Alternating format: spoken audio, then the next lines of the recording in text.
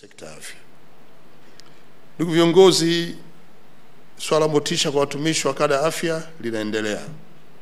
Na kwa sababu serikali inatambua kazi kubwa mnayofanya madaktari nchini, serikali imeendelea kutekeleza mikakati mbalimbali. Moja, tunajitahidi kujenga nyumba za watumishi. Ingawa tunajua kada hii watumishi ni wengi kama vile kada ya elimu, lakini tunajitahidi kupeleka mgao wa nyumba ili wapate mahali pa kuishi, kuanzia kule zahanati, vituo vya afya na hospitali za wilaya. Kuongeza posho mbalimbali. Najua posho, kitamka posho huwa sio rahisi kuiona sana, lakini zinaongezeka kilinganisha na huko awali. Kupandisha vyeo, kuweka mazingira mazuri ya kufanyia kazi pamoja na kuweka vifaa vya kuvitendea kazi. Hii ni hatua ambayo tumeifikia sasa na tunaendelea kuboresha zaidi. Na tayari wataalamu 2779 wa afya tumeendelea kuwapa mafunzo mbalimbali ili kuboresha taaluma walizonazo waweze kutoa huduma stahiki kwa watu wetu. Mimi natambua na kuwapongeza wataalamu wote wa afya nchini kwa kazi hizi ambazo mnazifanya. Na sekta hii watu wanafanya kazi mpaka usiku. Watu wanapopata changamoto za usiku wanamuita daktari. Kwa hiyo wakati wote nyie tunaona watu mnaofanya kazi usiku na mchana.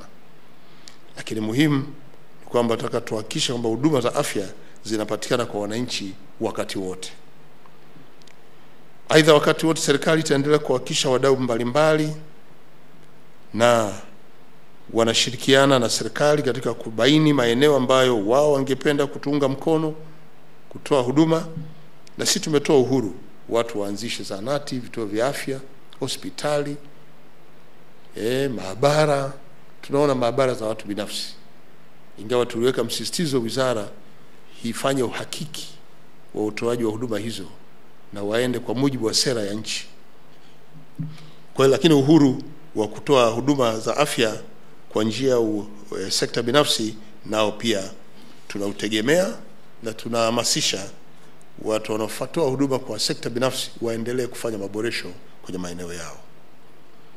Ndugu viongozi, madaktari, napoelekea kuhitimisha hotuba yangu, naomba sasa kuweka msisitizo kwenye baadhi ya maeneo ambayo yanaweza kusaidia pia kuongoza kwenye mijadala yenu, alafu tuone utekelezaji wake unakuaje. La kwanza, huku tukiwa tunaendana na mabadiliko ya kiteknolojia, Wizara ya Afya iendelee kuongeza ubunifu wa matumizi ya vifaa vya teknolojia na tehama katika kuboresha utoaji huduma za afya. Asubuhi nilipokuwa Mloganzila nimeona mambo mengi kwenye mabanda ya maonyesho, ikiwemo na namna hapo teknolojia sasa inakwenda kusaidia hata kufundishia baadhi ya madaktari kugundua ugonjwa huu tunapokutana na mtu huku unautibu kwa namna gani. Nimeona alazwa mtu pale anapumua, anashindwa kupumua, anakohoa, yani yona toi pia anakohoa. Nimetaka nishtuke, lakini kagundua kama mitambo inafanya kazi, teknolojia. Kwa hiyo matumizi ya tehama sasa hivi yanasaidia katika kusaidia watu wa huduma kutambua kwamba aina hii ya ugonjwa unapokuta kwa mgonjwa unaanza na hatua hizi, kama ambavyo ulifanya kwenye mtambo ule niliouona leo asubuhi. Kwa hiyo Wizara ya Afya pia endeleeni kushirikisha wadau mbalimbali kwa lengo la kuimarisha utoaji wa elimu kwa wananchi kuhusu utekelezaji wa mkakati wa serikali kwenye sekta ya afya. Tuna magonjwa ya milipuko, wananchi wanahitaji elimu. Kuna magonjwa ambayo sasa sio ya kuambukiza, ambayo yanaleta madhara makubwa kwa kwetu. Kwa ni nini kifanyike ili kupambana na haya? Sisi pekee yetu kama serikali hatuwezi kumudu kwa 100%. Tunataka tuunganishe sekta binafsi, wadau, ili na wao waweze kutoa elimu lakini na huduma zenyewe. Wataalamu wote wa afya ambao mko hapa, zingatieni miko na maadili ya taaluma zenu kwa kutoa huduma bora kabisa kwa wananchi. Tunajua mnafanya, lakini lazima tuseme kama vile tunakumbusha. Ni muhimu tukawa tunakumbushana tunapokutana wengi hivi na nyie ni viongozi, mmewaacha wenzetu kule, basi na nyie mchukue hii kama ajenda ya kuwakumbushia wenzetu wakati wote.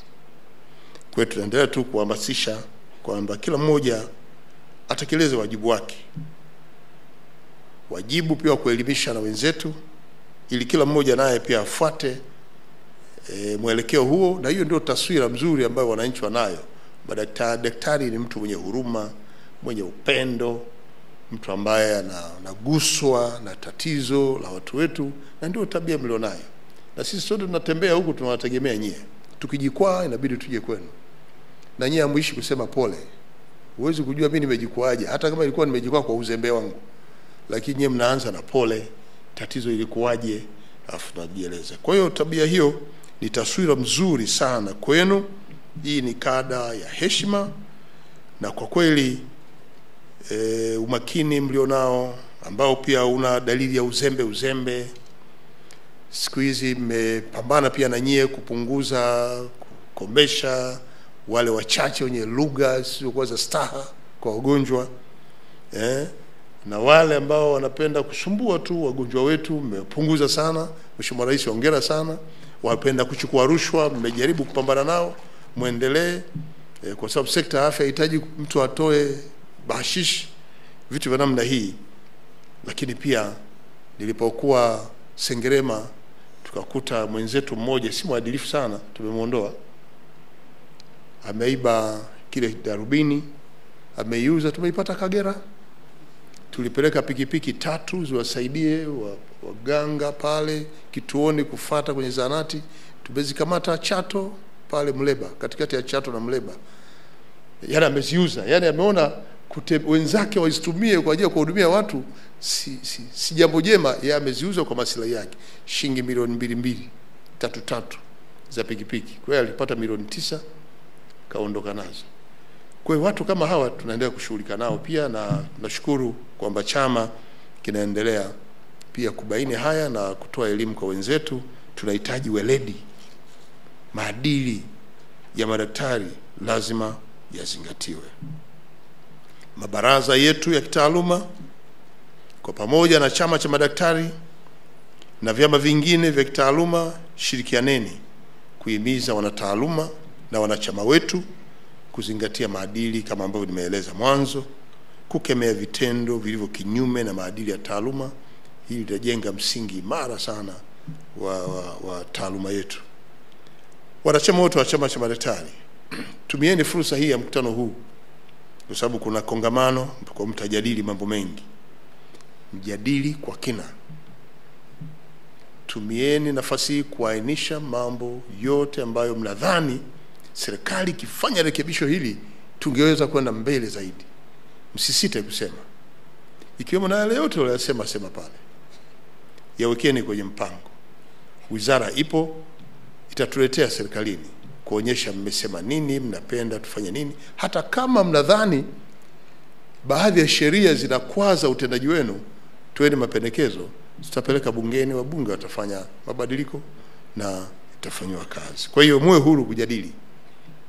Muwe huru. Na uzuri hapa sasa leo mmekaribisha mataifa jirani. Sio wa Kenya yuko hapa na wa Zambia. Hawa watatupa uzoefu pia kwenye eneo lao. Sasa mtalinganisha.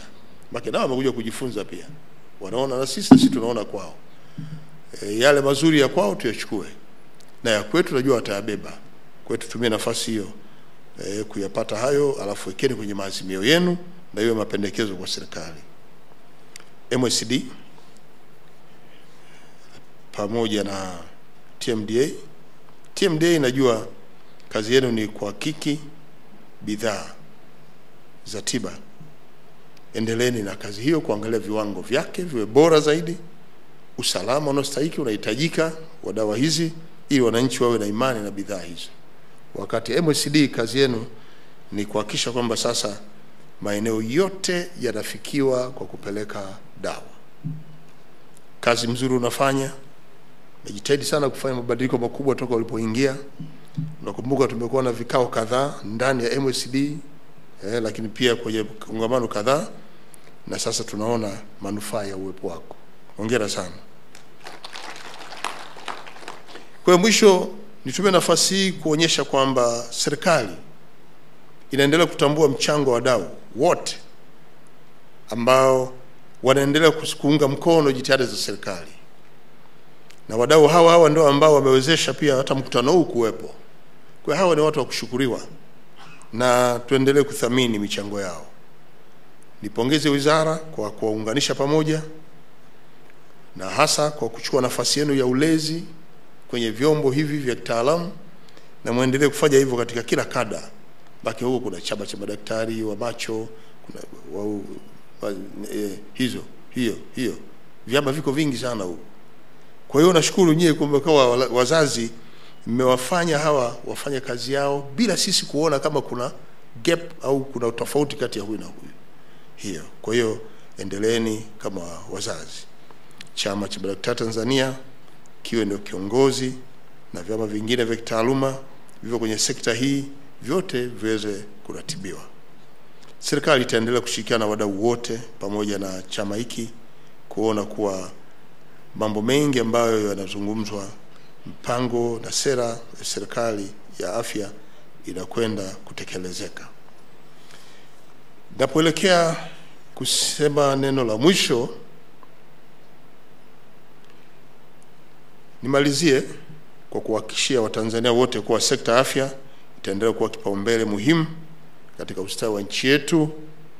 Hii ni kutokana na ukweli kwamba uwekezaji kwenye afya umefanyika vizuri sana kwenye awamu hii ya 6.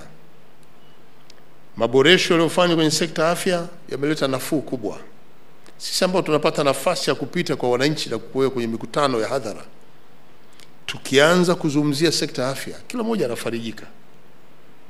Tukizungumzia upatikanaji wa dawa, fedha zinazopelekwa kwenye halmashauri kwa ajili ya ununuzi wa dawa zinatosha kununua dawa za eneo hilo. Fedha kila mwezi unakuta halmashauri inapata milioni 100 na unapeleka miezi mitatu milioni 300.